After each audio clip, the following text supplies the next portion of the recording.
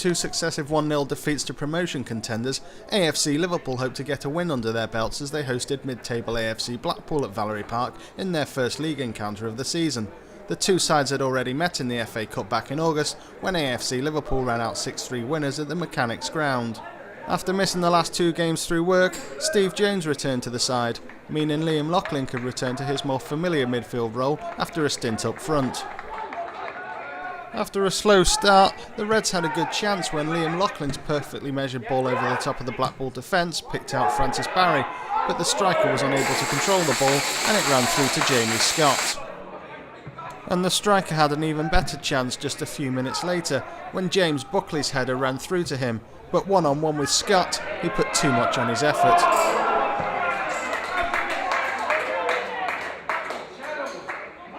When Steve Jones teed himself up for a half volley, the watching Reds fans were hoping for another spectacular from the striker, but on this occasion he didn't quite get the connection he desired.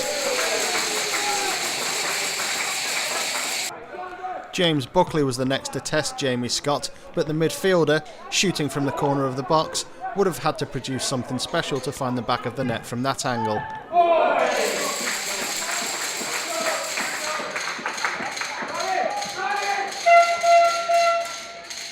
The home side had a good shout for a penalty, which was ignored by both the referee and linesman as Michael Gervin's cross bounced up and appeared to strike the arm of Grant Dell.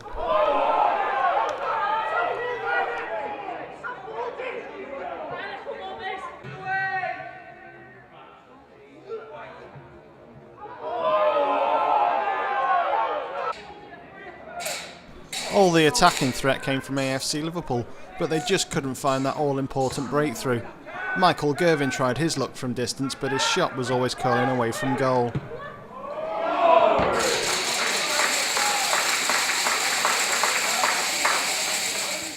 The second half was a replica of the first, as the Reds huffed and puffed and created openings that weren't taken advantage of.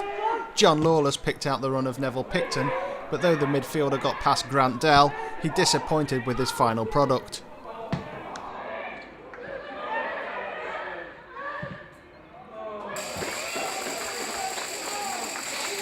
However, the midfielder did do a lot better from the resulting corner, as he fired in a shot from the edge of the box, forcing Jamie Scott into a save.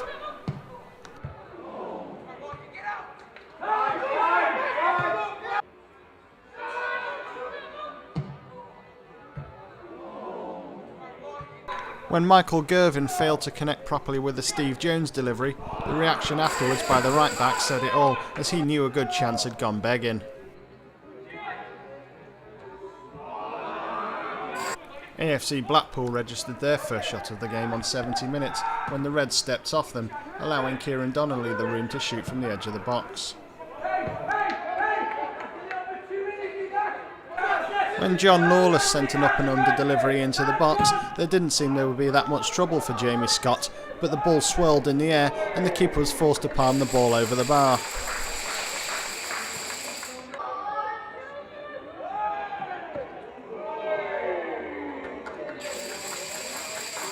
The AFC Blackpool keeper though was rooted to his spot as a John Lawless free kick clipped the top of the bar.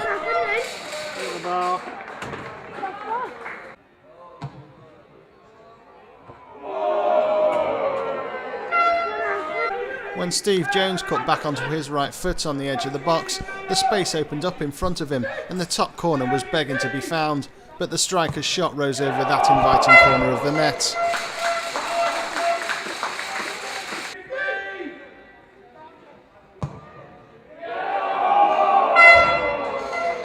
In the final minutes of the game, the visitors had two half-decent chances to take all 3 points.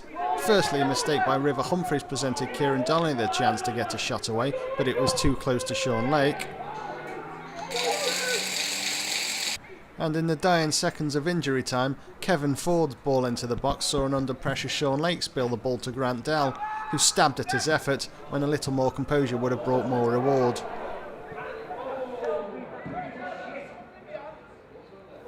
One point, but with a bit of zest, maybe it could have been 3. I've just woke up, to be fair with you, Paul. That was one of them, if you like, end of season games. Nothing really to talk about, mate. We've huffed and puffed. You know, we've dominated the game. I'm not going to deny that fact. We've really dominated the game, but we've had one or two chances which we possibly should have scored. But, you know, Blackpool have come out, set the stall out. Again, the pitch is nice and lively, so it was hard to play at times. But, no, just a typical end of season.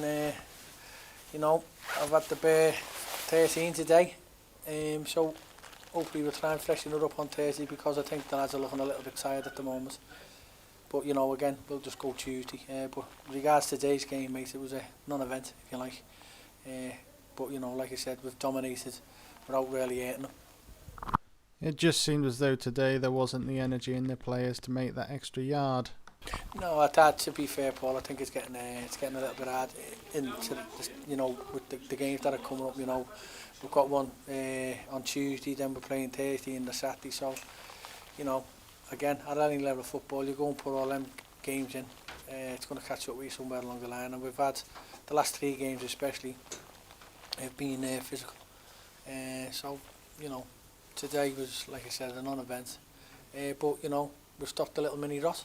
It's 0-0. We've kept a clean sheet, which is always pleasing. But I generally thought today, you know, if we'd have got the first one, we'd have probably won that about 4 or 5. But, you know, we haven't scored. But then again, we haven't conceded. So we've got to take the positive, and the positive is we've got a clean sheet, and we've got a point. Pitch didn't help. It was quite bouncy. You're going to get that. I think it'll get worse before it gets better, mate. And that's not being disrespectful to this to Prescott, but I think it's going to be like that wherever you go now. The pitches are drying out, so you know, the good footballers come into the home now with the first touches. The bad footballers get found out.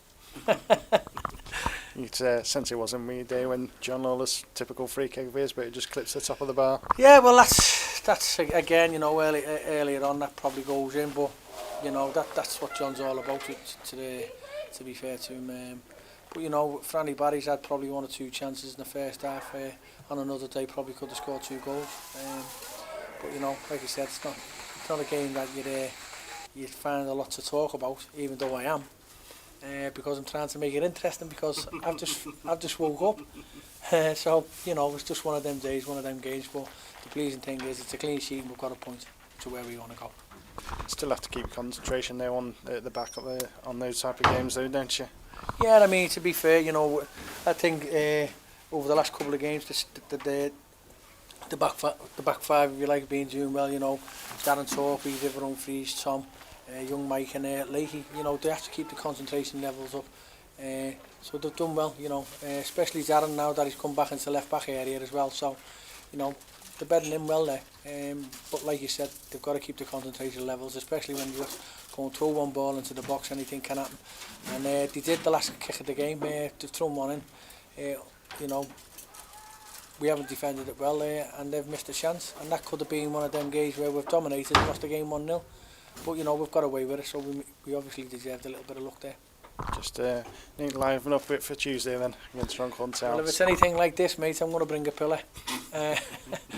But no, I think it'll be totally different against Runcorn Town. They're a very lively side. You know, they like to get the ball up there quickly, and you know, again, they don't seem to struggle for goals, because again, they've got 4 or 5 lads. Well, I know they've certainly got 3 lads who scored 100 goals this year between them, so that says something about them. So we'll see how we go, and we'll see what team I can put out on this Tuesday evening. So, you know, no more pillars for me, mate.